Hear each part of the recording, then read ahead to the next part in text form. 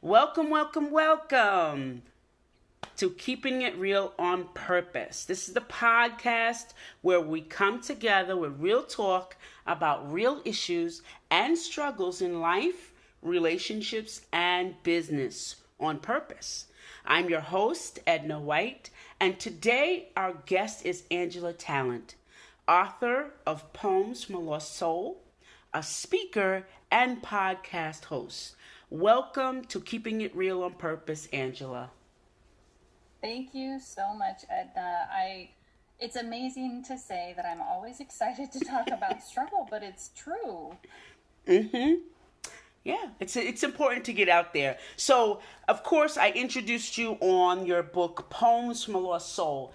Tell us about that because we are interviewing authors this month alone, and we want to talk about being an author because there's millions of us now. So, talk about your book, Poems from a Lost Soul. Well, what I will do though then is I will read the introduction poem for Gotcha. the audience because I Awesome. think it will give some insight into why I wrote the book.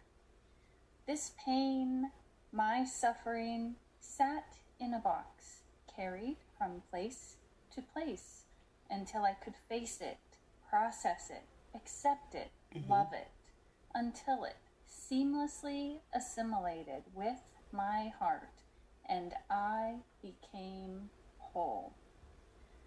So that poem is written about literally the poetry that was carried around in a box in my Oh, heart. wow.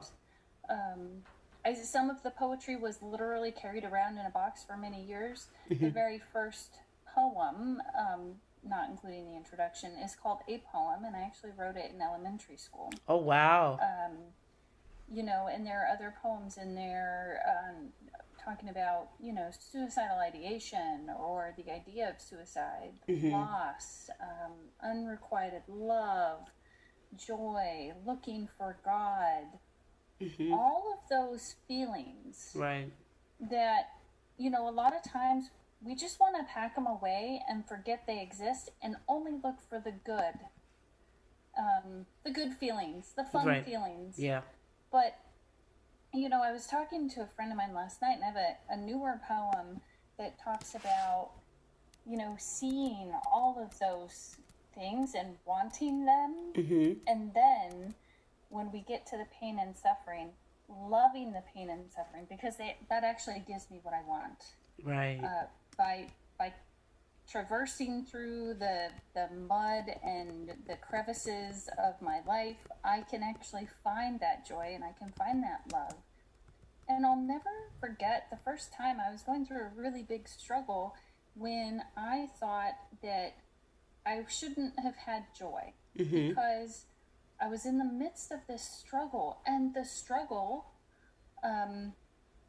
was so painful, but then I had this joy and I thought I was betraying my struggle, and that wasn't true. So it was like this time in my life when I learned, oh, I can have both.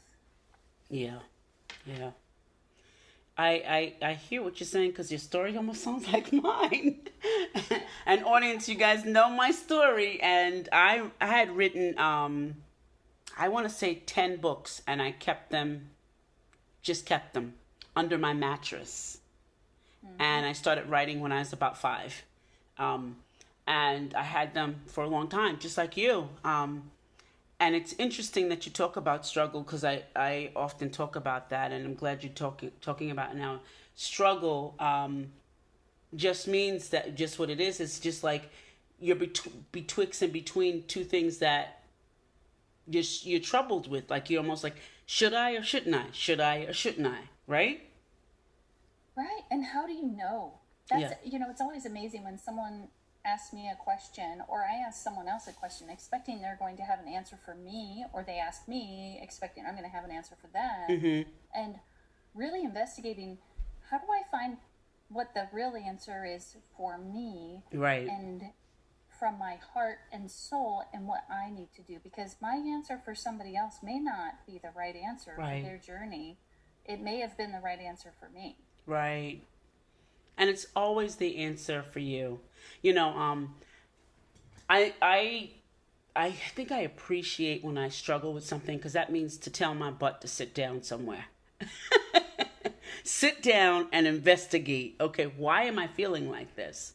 And I think I like that because I've learned to understand where confusion, when I feel confused, I sit down because I'm doing too much. When I feel like, Yeah. what does that mean? Where is this coming from? What am I struggling with? And kind of investigate, like you said, investigate what's going on with me. And I really appreciate that. So I teach my grandkids, when you start to get confused, sit down, stop Yeah. what you're doing, Or pause for a moment. yeah, or even frustrated. I've Yes, decided lately that that's my sign that I'm yes, almost to a breakthrough. yes. Yes, that is so true. When I get frustrated, I was like, okay. And that means for me not to pause, but to fall back a little bit because I'm getting in the way. I'm Right, getting in the way. because yeah, that frustration, that feeling, and that energy. I feel for me, this a bunch of energy comes up, and it's like I want to scream in some Yeah. ways, and then it's like if I'm just patient enough, all of a sudden my mind figures it out, Mm-hmm. and it all of a sudden I get it. Yeah. I It's mean, true. It's very it true. it's always a surprise though. It's beautiful. So I It's have a true. sign. It's true. Yeah, I It's have a true. sign you can't see, but it says, "How will I be surprised today?" Because, I might be surprised with frustration or anger or something Right. else, or Right. I could be surprised with joy and love and Mm-hmm. happiness.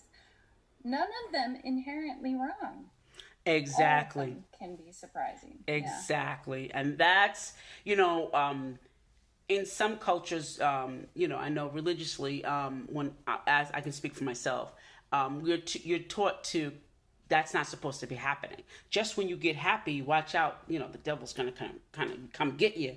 And things are gonna start happening that's really bad.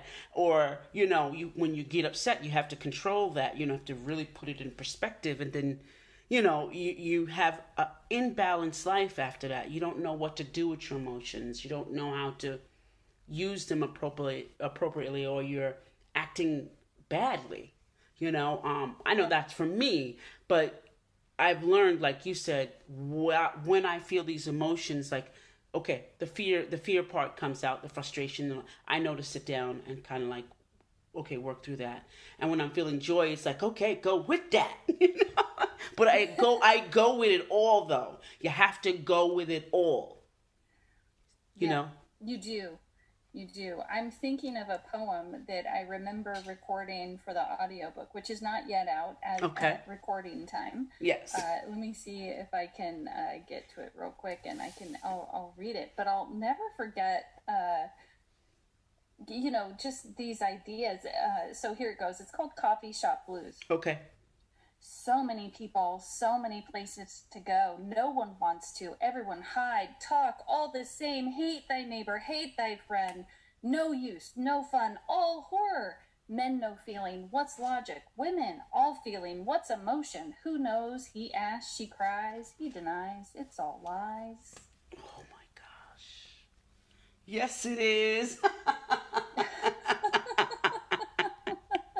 Yes, it is.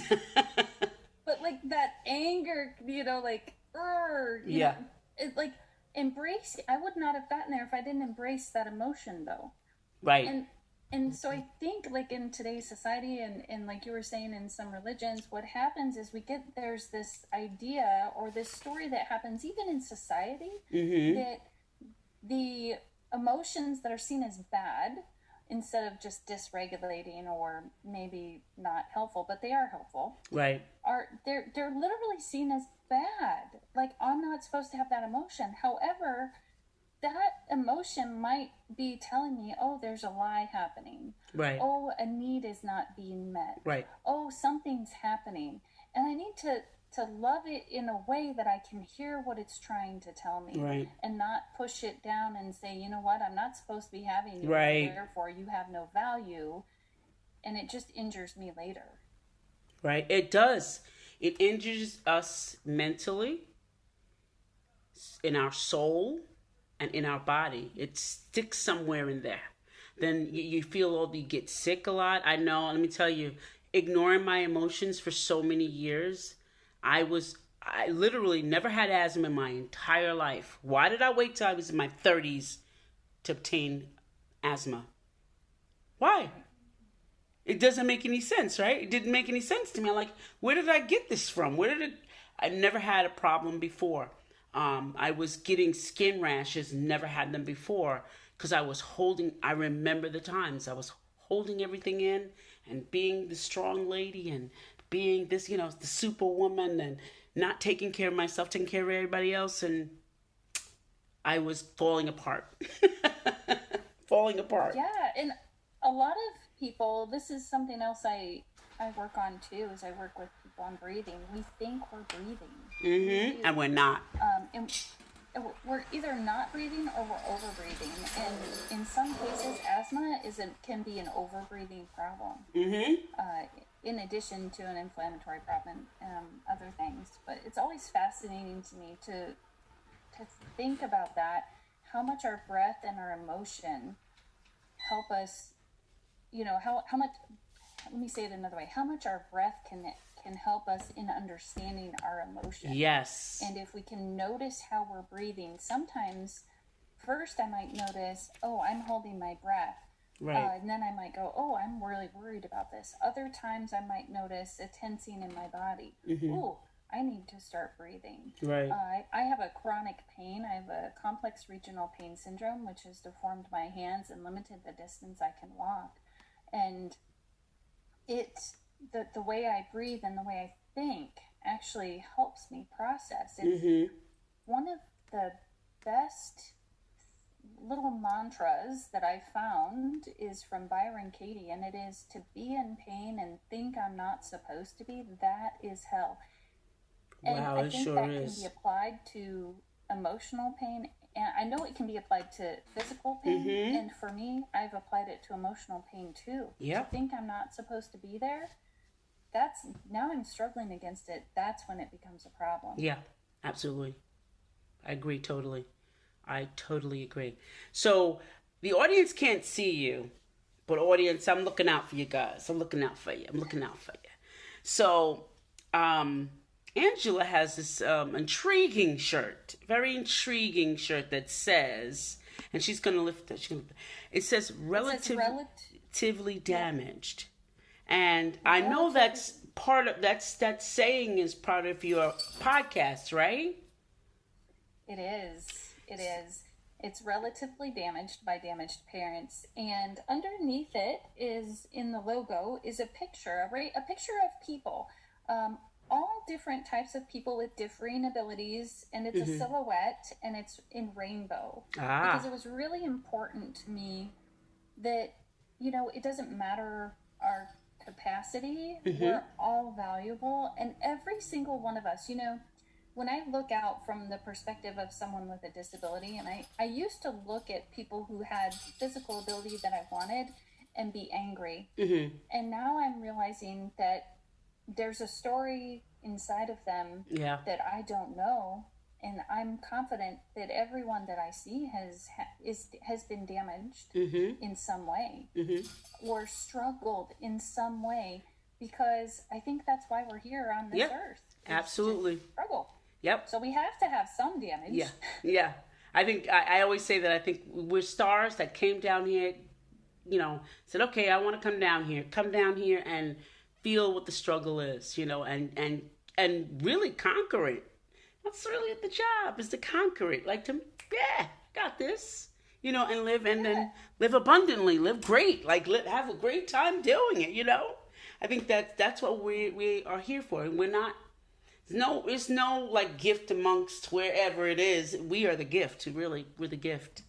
So yeah, I like that. I love that. Yeah. I love that. We are the gift, and the gift is the full human experience, the full not just human part of it. Nope, the full experience, without having to worry about putting up any what do you call it? Any rights or any what do they call them when you have to do something to get something? What is that? Oh, like there's a cost. Yeah, a cost effective. You Oh, don't have to do this in order to get this later on. There's none of that. yeah, a It's bargaining. yes, A no bargaining. bargaining going Okay. on. There's nothing. It's living the life fully, and taking responsibility. And you know, most I know I heard someone say that once you do something, you got major consequences, and I was like, huh? So I know there's some consequences, but I said no, because you can do something, realize that, oh, I did that. That's the wrong thing. I shouldn't have done this. But let me see how your response matters, how you are responsible during that time changes the whole outlook of what happened.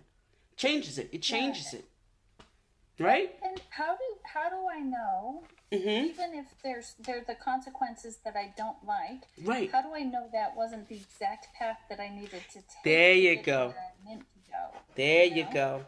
And we were told, like you said in that poem, lies. Lies. And I know you've probably heard this, like, when you have a child and you weren't ready or whatever the case may be. I'm not talking about a small child, but I'm talking about, like, you say you're 19, 20, whatever. Oh, I had a child. God didn't bless you with a child. It was a mistake. And I'm going, I don't get that. I just don't get that. How is it a mistake? It had to happen. There's a reason why it has happened. Now it's my opportunity to kind of, now I'm going to have to work with that responsibility. I'm going to have to make that consequence into another gift, you know. That's all, or Yeah. a Well, miracle, you know. and how do we love people through their struggle when it's not something that we think Yeah, that they should be doing? yeah, And and I would say it's not my job to decide what they're doing. My only job is to love. yep. Yes, it is. And that is a four-letter word, It without is. compromise, without negotiations. It's just True. that. It's just that. It's simple. When I learned to do that, I was like, wow, it's such a heavy load off my shoulders. Just to love people. I love people in general, and I love to see the different the different faces, the eyes. I just love the beauty of people. And I will say things. I'll be up walking with my daughter, and she cracks up, and I'll say, I see a nice couple or something, and I was like, oh, mom. And she'll say, I say, oh, Christina, you think those that couple's really cute. She goes, there they are. And then I'll go, you look amazing. And they like, it's like the best thing someone ever could have said to them. And my daughter's like, Mom, you always talk to everybody and say, that's love. That's loving somebody I don't even know. I don't even know them, but I see the beauty in them. The beauty in those Yeah. people. So that's what Well, love is really is. It's just seeing the beauty in somebody, regardless of who they are, and looking past anything that these eyes can see. yeah, I'll never forget a friend of mine challenging the idea that, what if you're looking out from your own eyes at yourself? Hmm. And I had been thinking about that, and we went to the grocery store, and I looked at and I saw this person, and Hmm. my ego popped in, Right. right, my mind, and is like judging that Yeah. person. And all of a sudden, the soul part, or the heart part of me Yeah. came up and was like, wait, Yeah. that's part of you. And I was Yeah. like, all of a sudden, I was like, how beautiful they are. Right. How do I know someone hasn't looked at me like that before? I had that, Right. and I don't like to even admit to it, right? Hmm. That's what happened. But that is what happened, and it's actually part of being human. Like, we make these Exactly. judgments, and Exactly. it's so much easier now when I look out and go, oh, what's coming up for me? Am I worried about how I'm looking? Yeah. That I'm judging someone else so Yeah. harshly?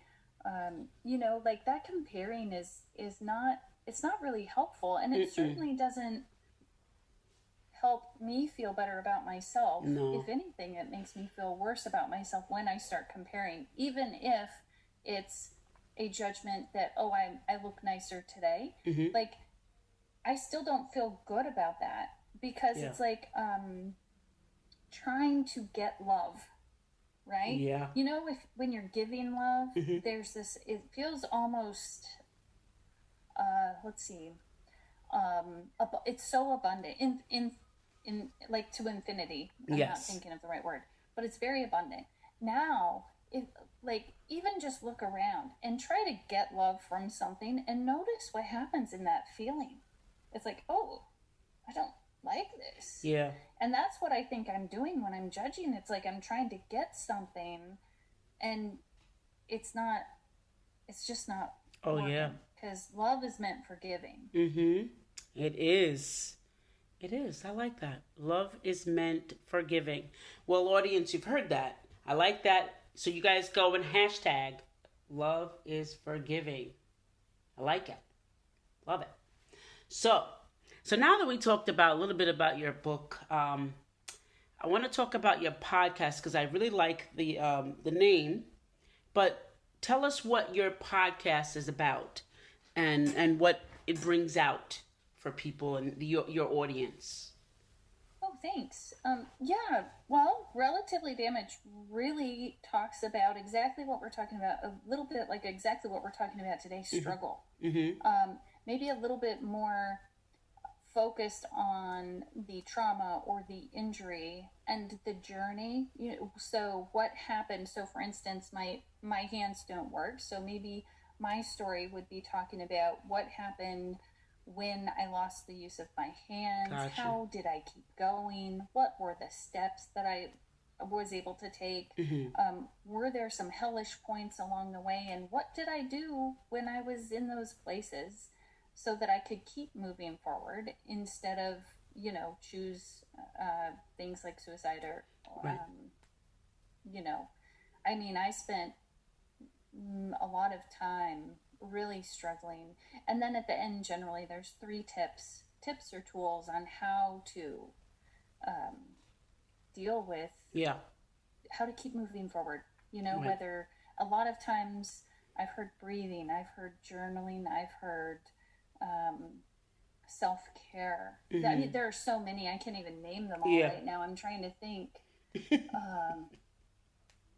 Yeah, there's just so much. So much, Because, yeah. and every story has a little different insight. I've talked to a couple people with food addictions. I've talked to people with sexual challenges. I've talked to people with from the LGBTQ community. I talked to a coming out coach, which is I had expressed to her that I had said to one of my kids, "Hey, if you're that way, it's okay. I love you anyway." Yeah. And she said, "Well, maybe you don't. Maybe not anyway. Maybe Yeah. you just love them because Yeah. when you say anyway, Yeah.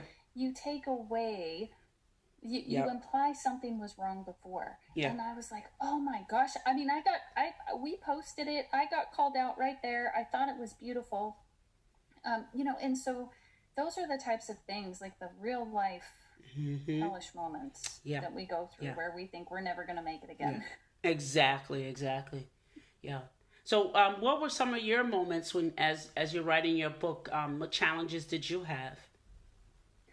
Well, so without my hands working, some of the big challenges were I tried to do it before I had my disability. And of course, it was very emotional to Yeah. investigate some of this poetry, and it became too much, and I don't think I was ready. Uh-huh. And then my caregivers about 2 years ago started helping type them into the computer. And they were actually reading my poetry because I knew that we were getting close. I needed to do something with it, but I couldn't Right. do anything with it because I have sensitivity to paper with my disability. It feels like when I touch it, it's like that feeling of running fingers down a chalkboard. It's Oh horrible. boy. So they were typing it in, and maybe that's where I got some of that courage, and maybe that was part of the journey that was meant to be too, right? Because they're typing it in and they're telling me that it's beautiful. Right. And I'm thinking this is really vulnerable. I'm sharing this, and they're impressed, and so that helped. I was super lucky to find people along the way that cheered me on. They knew my disability. They knew that I was on limited income, and they were like, you know what? Let me help show you how to do this, Right. so that you can be successful. I really ended up having to surround myself with emotionally safe people and people who could cheer me on and we could support each other, Right. other than just me, getting, because I want to give to people. That's one of the important things about people with disabilities, I think, that a lot of people don't know, is like, we want to participate. So don't think we don't. It's just we're not given the opportunity. Right. Which, quite frankly, CMS guidelines, so Medicare and Medi-Cal guidelines say that, or Medicaid, say that they can only help with 5 things. So depending on the company you're with, they could say, well, we're not going to help you be human, we're just going to help you with the bare minimum. Right. And I had to go find a company that would help me be human and help me do the things that I needed help with my hands. Otherwise, I would just be sitting here. Yeah. Like most people say, oh, they're just sitting home collecting a check. Well, I need help. So there is that dynamic that a lot of people aren't really aware of. Right. There's a lot of things that we're not aware of, and sensitivity, and it goes back to not judging someone because you don't know what they went through or what they're going through. Yeah. I mean, and there were plenty of years where I could not have done. I mean, it was hard enough just to live as I was getting used to having chronic pain. I mean, there's a whole transitional process that someone has to go through. Lots of counseling, lots of therapy, lots of doctor's appointments, and the doing, just barely functioning in life was pretty much all I could do. I hear you.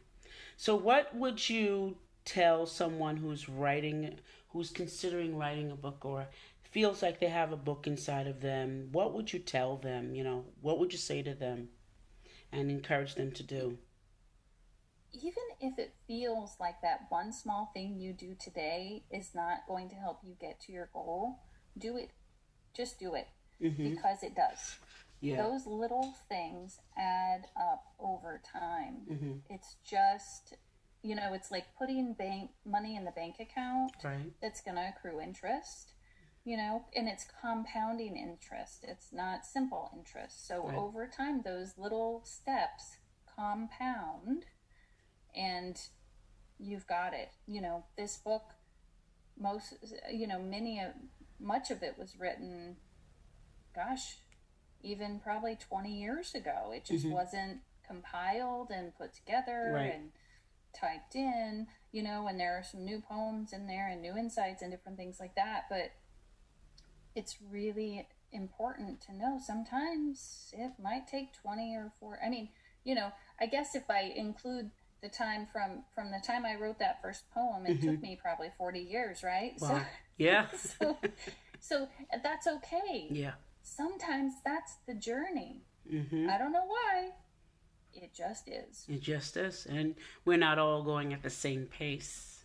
So, it just is not the same. But where can we find you if we want to get in your podcast, if we want you to be our speaker, or you just want your book? How can we find you? Share that information with us. Sure. Go to damagedparents.com and everything is there. Okay. You can go under the tab Poetry, or you can look at the Relatively Damaged podcast and see all the past interviews. Oh, nice. If you just want to listen to the podcast, it's on many, many platforms. Definitely Apple and Spotify. I think even Amazon and iHeart Radio, or to name a few. Right. Nice. Well, Angela, we really thank you for being here. Audience, you heard that all we have to look up is Damaged Parents. What'd you say? Yep. Damagedparents.com. So yep. That's all you have to do is find her there and hop on and listen to her podcast. And we really do thank you for being here, Angela. We thank you for taking part of this and being on the show today. And with that being said, we're going to say goodbye for now. And thank you, audience, for coming and seeing and listening to us. Because you could be anywhere else, but you're here with us today. Thank you very much. And thank you, my guest, Angela Talent. Thank you. And we're going to say goodbye for now. Bye now. Kroger Delivery makes it easy to do your holiday shopping in a jingle. There might be a lot on your to-do list, but thanks to Kroger Delivery, you can get everything you need delivered straight to your door at the same great prices you'd find in store. Our refrigerated trucks always ensure that your groceries arrive fresh. And right now, you can save $20 on your first order of $75 or more and get free delivery with a Boost membership. Restrictions apply. See site for details. Kroger, fresh for everyone.